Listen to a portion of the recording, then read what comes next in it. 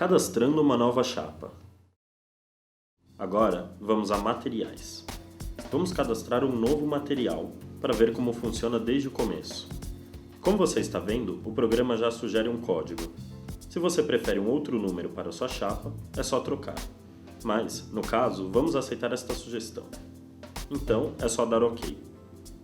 Agora damos um nome para a nossa chapa, que pode ser de qualquer material: vidro, acrílico, madeira, aço ou isopor, qualquer coisa. Vamos colocar, por exemplo, MDF 15mm. Por enquanto, vamos deixar de lado os outros dois campos, que não são obrigatórios. Depois voltaremos a eles. Vamos agora a esta aba para definir as propriedades físicas deste material. Como você vê, é só abrir e um alerta fica piscando para avisar que, se você tiver dúvidas, em qualquer item há um botão ao lado com a explicação. Por exemplo, neste primeiro item, espessura de serra utilizada para o corte. Se mesmo com a ilustração você não entender, é só apertar este botão de informações que está ao lado. E aqui está: informe a espessura da serra para que a perda de material devido ao corte seja considerada. Há materiais cujo valor é zero, como por exemplo, o vidro. Esclarecido isso, clicamos novamente no botão de informações para fechar a mensagem. E como o nosso material é cortado com serra, vamos colocar aqui uma espessura para ela, por exemplo, 4mm. O item abaixo é para a configuração de uma dimensão mínima para a sobra. Se deixarmos zero, é possível que aconteça alguma sobra tão pequena que seja menor que a espessura da serra. Se essa sobra for ao lado, a serra terá de passar parcialmente fora da chapa. E se essa sobra for interna, entre duas peças, então a serra nem poderá passar. Mapas de corte com sobras tão pequenas são raros, mas isso pode acontecer. Mesmo para quem corta vidro, em que não há espessura de serra, uma sobra muito estreita pode dificultar o destaque. O ideal é deixar uma sobra pelo menos com o tamanho da espessura da serra, mas alguns usuários preferem experimentar deixar zerado, para tentar o melhor aproveitamento possível. No nosso exemplo, vamos deixar a mesma espessura da serra. E agora chegamos à parte de configuração dos retalhos. Retalho, para o corte certo, é a sobra aproveitável. Ela é representada no plano de corte pela cor amarela. E sobra é a perda, que é representada pela cor azul. Aqui vamos indicar para o programa qual é o tamanho mínimo aproveitável para nós. Por exemplo, 20 por 20 centímetros. Como o programa só trabalha com milímetros, digitamos 200 e 200. Isso quer dizer que, menor que isso, corte certo vai entender que é perda.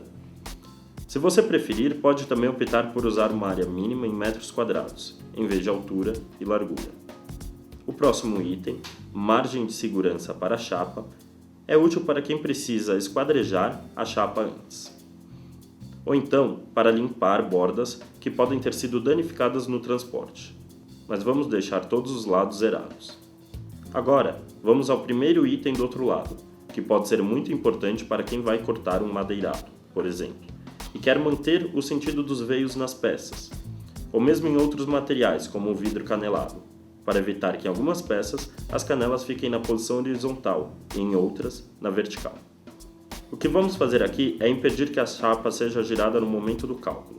Então, rotação permitida? Não. O penúltimo item das propriedades físicas do material só será utilizado se você quiser que o programa corte as peças um pouco maior que o tamanho digitado, para compensar o desgaste da lixa, por exemplo. Ou então, para cortar um pouco menor, se for aplicada na borda das peças uma fita ou algum complemento que aumentará o seu tamanho. Aí, é só digitar um valor negativo ou positivo, mas vamos deixar zerado, como está. E o último item é exclusivo para quem trabalha com algum tipo de material cortado com guilhotina. Se a chapa tiver um dos lados maior que a entrada da guilhotina, o programa fará sempre o primeiro corte para ser cortado pelo lado menor da chapa. No geral, como você está vendo, os desenhos ajudam a refrescar a memória. Mas se houver dúvidas sobre algum item, é só apertar o botão de informação. Isso feito, damos OK para fechar a janela e em seguida clicamos em Chapas para digitar o nosso estoque desse material. Vamos colocar na primeira coluna uma quantidade qualquer, digamos 100 chapas. Dou Enter para mudar de coluna e vamos colocar na largura 2.750 mm e na altura 1.830 mm. Lembre-se que o corte certo usa sempre os milímetros como padrão. E na descrição vamos escrever chapa padrão. Se tiver alguma outra chapa do mesmo material, mas com dimensões diferentes, é só dar Enter para abrir uma nova linha. E fim, este trabalho você só vai ter uma vez para cada material. Depois de cadastrá-lo, dificilmente você precisará modificar alguma coisa, a não ser a quantidade.